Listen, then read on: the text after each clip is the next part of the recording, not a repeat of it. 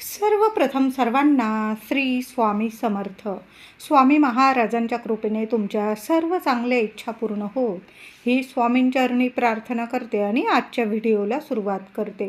2026 रामनवमी ते हनुमान जयंतीपर्यंत एक अत्यंत प्रभावी सेवा करायची आहे. महिलांनो, दादांनो, करून तर बघा, कधीच खाली जाणार नाही. कितीही कठीण काळात असाल, समस्येत असाल, अडचणीत असाल, कामं रखडलेली असेल किंवा विनाकारण कोणी शत्रू त्रास देत असेल, मनापासून हृदयापासून एक सेवा करायची आहे. खूप फलदायी आहे.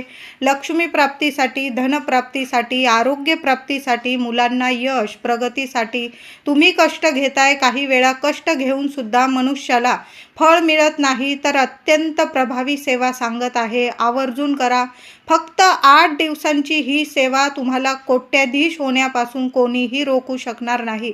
आपलं मन साफ असेल आणि आपण कष्ट घेत आहोत ना, तर मग दैवी साथ आपल्याला जरूर मिळत राहते. बघा, आपण कुणाचं वाईट करत नाही ना, मग घाबरण्याची गरज नाही. मनापासून सेवा करा. सेवेचं फळ 100 नाही 1000% मिळणारच आहे. तर आज 26 तारखेला 26 मार्च 2026 ते 2 एप्रिल 2026 असं 8 दिवसांची सेवा करायची आहे. बघा, आज चैत्र नवरात्री ते चैत्र पौर्णिमेपर्यंत, हनुमान जयंतीपर्यंत, रामनवमी ते प्रभू श्रीरामांचा जन्मदिवस ते हनुमानांचा जन्मदिवस, या 8 दिवसांची अत्यंत प्रभावी सेवा करायची आहे. सेवेसाठी घराजवळ जे हनुमान मंदिर असेल ना, तर तिथं जायचं आहे आपल्याला. घरी जरी सेवा केली तरीही चालेल. आता ज्यांना जाता येत असेल मंदिरात, तर आवर्जून जायचं आहे. बघा, आज रामनवमीला सर्वांनी घरात प्रभू श्रीरामांची सेवा केलेलीच असेल. संध्याकाळी जरी तुम्ही मंदिरात गेला, घराजवळ हनुमान मंदिर असेल, तिथं जरी गेला, प्रभू श्रीराम हनुमानांच्या हृदयात बसतात. प्रभू श्रीरामांचं मंदिर असू द्या किंवा हनुमानांचं मंदिर आहे, एकच आहे. तुम्ही कोणाचंही दर्शन घ्या, दर्शन मात्र तुम्हाला प्रभू श्रीरामांचंच होणार आहे. तर हनुमानांच्या मंदिरात जायचं आहे. आजपासून हनुमान जयंतीपर्यंत रोज तुम्हाला हनुमान मंदिरात जायचं आहे. यासाठी तुम्हाला महिलांनो मातीच्या पंत्या लागणार आहे. किमान 8 मातीच्या पंत्या घ्यायच्या आहे तुम्हाला. रोज प्रभू श्रीरामांचं नामस्मरण करून तुम्हाला हनुमानांच्या चरणाशी एक दिवा लावायचा आहे. थोडेसे फुटाणे माहीतच आहे, चणे, ते थोडेसे घेऊन या. म्हणजे 8ही दिवस आपल्याला सेवा करण्यासाठी गूळ फुटाणे सुद्धा लागणार आहे. तर आजपासून रोज 8 दिवस ही सेवा करायची आहे. रोज बरोबर जाताना थोडेसे गूळ फुटाणे, हनुमानांना फुलं, किंवा तुम्ही रुईची माळ घेऊन जात असाल तर रुईची माळ घेऊन जा. नसेल फक्त फुलं, गूळ फुटाणे आणि एक दिवा जरी बरोबर घेऊन गेला तरीही चालेल. तुम्हाला चमेलीचा तेलाचा दिवा लावायचा असेल, तुम्ही तोही लावू शकता. आता प्रत्येकाकडं चमेलीचं तेल नाही. तुम्ही देवांसाठी, दिव्यांसाठी जे तेल वापरताना तेही वापरलं तरीही चालेल. मातीच्या पंत्या घ्यायच्या आहे. जुन्या असतील त्या धुवून घेतल्या तुम्ही चालेल. दुहेरी वाती करून ठेवा 8 दिवसांच्या. तर रोज जाताना संध्याकाळी एक वेळ ठरवून घ्या. तुम्ही सकाळी सुद्धा ही सेवा करू शकता, सकाळ संध्याकाळ. आता आज संध्याकाळी केली, मग उद्या सकाळी करू शकत नाही असं नाही. तुम्हाला जेव्हा जमेल ना तेव्हा हनुमानांच्या मंदिरात जायचं आहे. तुम्हाला बरोबर जाताना फक्त एक दिवा घेऊन जायचा आहे. थोडेसे मुठभर गूळ फुटाणे घेऊन जा. थोडी फुलं घेऊन जायची आहे. तिथं गेल्यानंतर शांततेत देवांचं दर्शन करायचं आहे. आणि रोज 8 दिवस तुम्हाला एक दिवा जय श्रीराम बोलून, तुमच्या मनातील इच्छा बोलून तुम्ही हनुमानांजवळ लावायचा आहे. खाली हात घरी येणार नाही.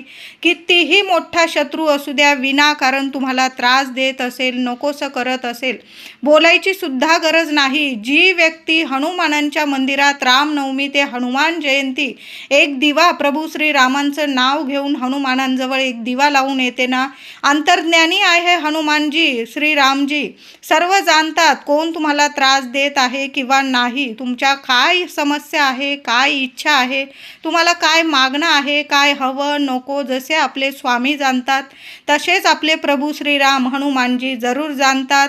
तर तिथं एक दिवा लावून यायचा आहे. खाली हात घरी तुम्ही येणारच नाही. तिथं बसता आलं तर एक वेळा श्रीराम रक्षा स्तोत्र एक वेळा पठण करा आणि एक वेळा हनुमान चालीसा पठण करायचा आहे. तुम्हाला जास्तीत जास्त पठण करायचं असेल 1 वेळा, 11 वेळा, 21 वेळा तुम्ही करू शकता. पण आता प्रत्येकाला जमत नाही, घाई गडबडीत असाल तुम्ही, तरी पण शांततेत 1 वेळा श्रीराम रक्षा स्तोत्र आणि 1 वेळा हनुमान चालीसा आवर्जून पठण करायचं आहे. मंदिरात जागा असेल शांततेत बसायला तर आवर्जून मंदिरातच देवांची सेवा करून घ्या. दिवा लावून द्या, जय श्रीराम बोलून हनुमानांजवळ एक दिवा लावून द्या.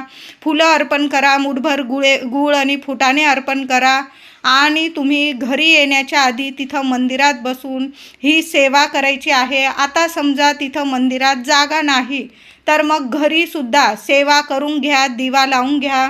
घरी आल्यानंतर शांततेत सकाळी किंवा संध्याकाळी शांततेत आसन घेऊन बसा. देवघरासमोर दिवा अगरबत्ती लावून घ्या आणि 1 वेळा श्रीराम रक्षा स्तोत्र आणि 1 वेळा हनुमान स्तोत्र तुम्हाला हनुमान चालीसा पठण करायची आहे. सुंदर अनुभव येतील तुम्हाला. बघा, आज गुरुवार ते पुढचा गुरुवारपर्यंतच आपल्याला 8 दिवसांची सेवा करायची आहे. आपण तर नेहमीच सेवा करतो, नेहमीच माणसाने सेवेत राहावं, पण ही प्रभावी सेवा असते. आपल्याला रोज दिवा लावायचा आहे. तर आज गुरुवार आहे. पुढील गुरुवारी 2 एप्रिलला चैत्र पौर्णिमेपर्यंत तुम्हाला रोज एक दिवा घेऊन हनुमान मंदिरात जायचं आहे आणि तिथं जय श्रीराम बोलून दिवा लावा. गूळ चणे अर्पण करायचे आहे. तिथं कुणाला तुम्हालाच गूळ फुटाण्याचा प्रसाद वाटता आला तर आवर्जून वाटायचा आहे. कुणा गरीबाला थोडा गूळ दान करता आला, जय श्रीराम बोलून एखाद्या गरीबाला गूळ दान करता आला किंवा एक वेळचं पोटभर जेवण अन्नदान करता आलं तर या 8 दिवसात एकदा तरी हे अन्नदान जरूर करा. किंवा तुम्हाला वस्त्र वगैरे, उन्हाळ्याचे दिवस आहे, पाणी वगैरे दान करता आलं, चप्पल, छत्री अशा गोष्टी जरी दान करता आल्या तर म्हणते. नाही करता आलं तर तुम्ही ही सेवा केली तरीही चालेल, पण अन्नदान सर्वात श्रेष्ठ दान असतं. या 8 दिवसात जरूर एका तरी भुकेल्या व्यक्तीचं पोट जरूर भरा. बघा, जन्मांची गरिबी मिटून जाईल. प्रभू श्रीराम आहे, अंतर्ज्ञानी आहे, आपल्याला काय हवं नको सर्व जाणतात आणि खऱ्या मनाने केलेली सेवा कधीच खाली जात नाही. कोणती तरी इच्छा बाळगून आपण अन्नदान करायचं नाही. एका व्यक्तीचं पोट भरणार तोच आनंद मनात ठेवून आपल्याला अन्नदान करायचं आहे. आपल्याला एवढा पैसा मिळेल, आपलं हे काम होईल, ते काम होईल, कधीच नाही. असं मनात विचार करून कधीच दान करू नका. मग नाही केलं तरीही चालेल. खऱ्या मनाने, मोकळ्या हाताने, खऱ्या मनाने दान करून तर बघा, 100% सर्व आपल्या इच्छा पूर्ण होणारच आहे. या 8 दिवसात हनुमानांच्या मंदिरात जाताना रुईची माळ मिळाली 5 पानांची तर जरूर अर्पण करा हनुमानांना. थोडासा शेंदूर अर्पण करायचा आहे. थोडं तेल चढवता आलं तुम्हाला, म्हणजे आपण हनुमानांच्या मंदिरात कुठल्या गोष्टी करतो, कुठली सेवा करतो सर्वांनाच माहीत आहे. जेवढ्या वस्तू मिळतील ना सेवेसाठी आवर्जून करा. फक्त एक दिवा तर आवर्जून आपल्याला या 8ही दिवस लावायचा आहे. घराजवळ जर पिंपळाचं झाड असेल ना तर आवर्जून एक दिवस तरी 8 दिवसातून एकदा जरी तुम्हाला पिंपळाखाली जाता आलं ना तर आवर्जून एखादा गुळाचा खडा, थोडेसे मुठभर चणे म्हणजेच गूळ फुटाणे त्या पिंपळाजवळ सुद्धा अर्पण करायचा आहे. जय श्रीराम मंत्र जपा. नसेल हा मंत्र जपायचा, ओम नमो भगवते वासुदेवाय नमः. प्रभू श्रीराम साक्षात भगवान विष्णूच आहे आणि भगवान विष्णूच प्रभू श्रीरामांचंच रूप आहे. सर्वांनाच माहीत आहे, वेगळं सांगायची गरज नाही. साक्षात लक्ष्मी नारायण वास करता पिंपळामध्ये, म्हणून पिंपळ पूजनसुद्धा करा. थोडंसं पाणी अर्पण करायचं आहे. गूळ अर्पण करा पिंपळाखाली, गूळ फुटाणे. एखादा दिवा तुम्हाला पिंपळाखाली लावायचा, तुम्ही शनिवारी 28 तारखेला तो दिवासुद्धा लावू शकता. नाही लावता येत, लांब आहे झाड, तर मग फक्त तुम्ही गूळ आणि फुटाणे जरी ठेवून आला.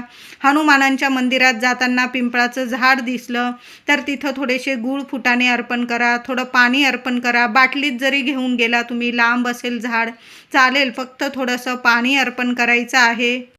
पिंपळाला स्पर्श करा. 28 तारखेला शनिवारी, दर शनिवारी पिंपळाला स्पर्श करावा. 11-21 प्रदक्षिणा घालायच्या असतात. ओम नमो भगवते वासुदेवाय नमः, ओम श्रीम नमः या मंत्राचा जप तर आवर्जून पिंपळाखाली करावा. बसता आलं थोड्या वेळ शांततेत तर मंत्र जपत पिंपळाखाली बसू शकता तुम्ही.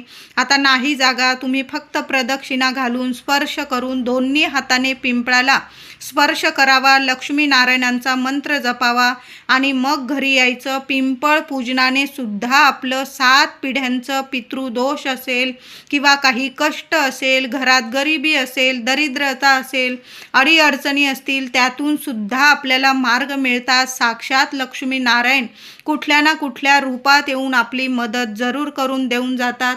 म्हणून तुम्ही पिंपळ पूजन सुद्धा दर शनिवारी जरूर करावं. बघा, लग्न कार्यात ज्या अडीअडचणी असतात ना, त्या मुलींनी सुद्धा दर शनिवारी पिंपळ पूजन करावे. एखादा दीप प्रज्वलित करावा, गुळाचा खडा अर्पण करावा, नमस्कार करावा, दोन्ही हात पिंपळाला स्पर्श करावे, दोन्ही हातांनी आपली इच्छा बोलावी. बघा, पिंपळ पूजनाने सुद्धा बऱ्याचशा गोष्टीतील म्हणजे अडथळे दूर होतात, कामातील अडथळे दूर होतात, आपल्याला भरभरून दिवस रात्र प्रगती मिळायला सुरुवात होते. बऱ्याच जणांना अनुभव तर आलेलाच असेल.